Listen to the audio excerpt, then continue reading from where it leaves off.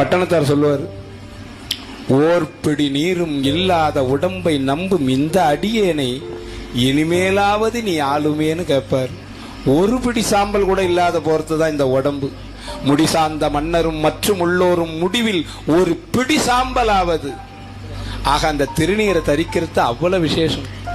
பூணுதற்கு கண்டியனை பூசுகின்ற இந்த புள்ளியரை காணுதற்கு கூசுவான் அரண் கைத்து. திருநீர் தரிக்க வெக்கப்படுவாங்க சில பேர். ஐயா, நான் எப்படி அசிங்கமா உழவு பெருசிட்டு, இதான் அழகு, ஃபேஷன் ஷோ. அந்த கோயில் உள்ள நுழையக்கூடாது. அவங்க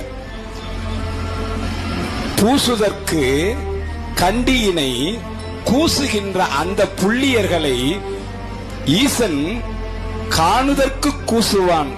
கையை வச்சு மறைச்சுப்பானா. அந்த முண்டத்தை பார்க்க பிடிக்கல எனக்கு. நாம கண்டிப்பா முண்டமாக கூடாது. கோயில் உள்ள நுழையும் போது திருநீரை தரிச்சுக்கிட்டு உள்ள போயிடலாமே.